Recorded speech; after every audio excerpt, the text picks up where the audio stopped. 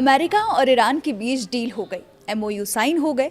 दुनिया की नजरें एक बार फिर होर्मुज स्ट्रेट पर टिक गई हैं। वजह है ईरान का वो बयान जिसमें उसने कहा है कि वह इस समुद्री रास्ते से गुजरने वाले जहाज़ों से सर्विस फीस वसूल सकता है। लेकिन बात यही से नहीं शुरू हुई थी। ट्रंप ने जंग भी इसलिए शुरू की कि वो होर्मुज पर ईरान का कब्जा नहीं चाहते थे। ऐसे में डील का वो 5वां पॉइंट क्यों अहम है और ईरान ने कैसे एक बार फिर गेंद अपने पाले में रखी है, आइए समझते हैं। आप देख रहे हैं न्यूज़ 18 का डिजिटल प्लेटफॉर्म और मैं हूं आपके साथ पल्लवी त्रिपाठी। अमेरिका और ईरान के बीच 14 बिंदुओं वाला एक अंतरिम समझौता हुआ है, जिसका मकसद दोनों देशों के बीच जारी तनाव और संघर्ष को खत्म करना है। इस समझौते के तहत होर्मुज स्ट्रेट को दोबारा पूरी तरह खोलने और जहाज़ों की आवाजाही सामान्य करने की बात कही गई है। साथ ही अगले 60 दिनों में एक स्थायी समझौते पर बातचीत भी होगी। होर्मुज स्ट्रेट दुनिया के सबसे महत्वपूर्ण समुद्री व्यापार मार्गों में से एक माना जाता है।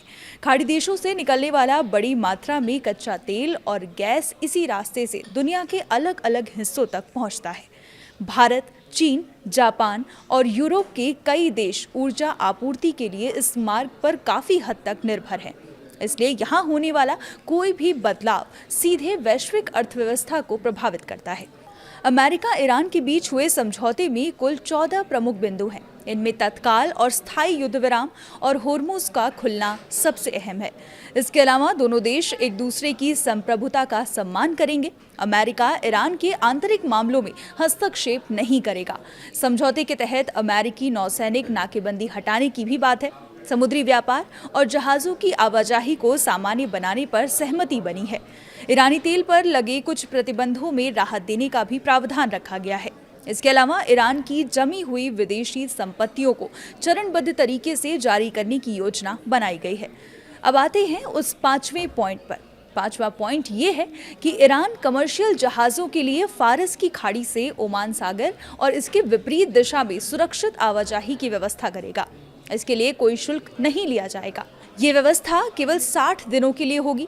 कमर्शियल जहाज़ों की आवाजाही तुरंत शुरू होगी और तकनीकी व सैन्य बाधाओं को हटाने और समुद्री माइंस की जरूरत को ध्यान में रखते हुए ईरान 30 दिनों में ये व्यवस्था लागू कर देगा।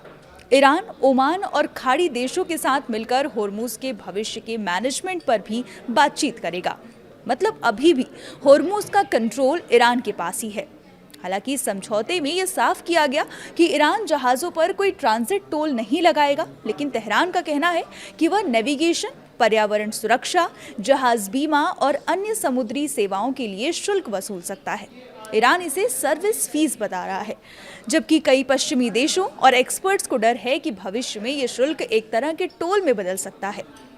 यही कारण है कि समझौते के इस हिस्से को लेकर सबसे ज्यादा बहस हो रही है। क्रिटिक्स का कहना है कि अगर ईरान को इस मार्ग पर शुल्क लगाने की छूट मिलती है तो वह दुनिया के सबसे अहम समुद्री रास्तों में से एक पर आर्थिक दबाव बना सकता है। इससे तेल की कीमतों और अंतर्राष्ट्रीय व्यापार लागत पर असर पड़ सकता है। दूसरी तरफ ईरान का दावा है कि वह केवल उन सेवाओं के लिए पैसा लेना चाहता है जो जहाज़ों को सुरक्षित और सुचारू आवाजाही के लिए उपलब्ध कराई जाएंगी।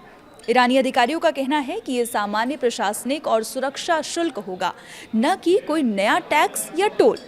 इस समझौते का असर तेल बाजार पर भी दिखने लगा है। समझौते की खबर सामने आने के बाद कच्चे तेल की कीमतों में गिरावट दर्ज की गई, क्योंकि निवेशकों को उम्मीद है कि होर्मुज स्ट्रेट खुलने से तेल की सप्लाई सामान्य हो जाएगी। साथ ही ईरान का तेल भी दोबारा वैश्विक बाजार में बड़ी मात्रा में आ सकता है। भारत के लिए समझौता राहत भरा माना जा रहा है। एक्सपर्ट्स का मानना है कि अगर होर्मुज स्ट्रेट पूरी तरह सुरक्षित और खुला रहता है तो भारत का तेल आयात बिल कम हो सकता है और ऊर्जा आपूर्ति से जुड़ी अनिश्चितता भी घटेगी। फिलहाल सबसे बड़ा सवाल यही है कि क्या ईरान भविष्य में सिर्फ सर्विस फीस तक सीमित रहेगा या फिर वह इस रणनीतिक समुद्री मार्ग पर ज्यादा नियंत्रण स्थापित करने की कोशिश करेगा।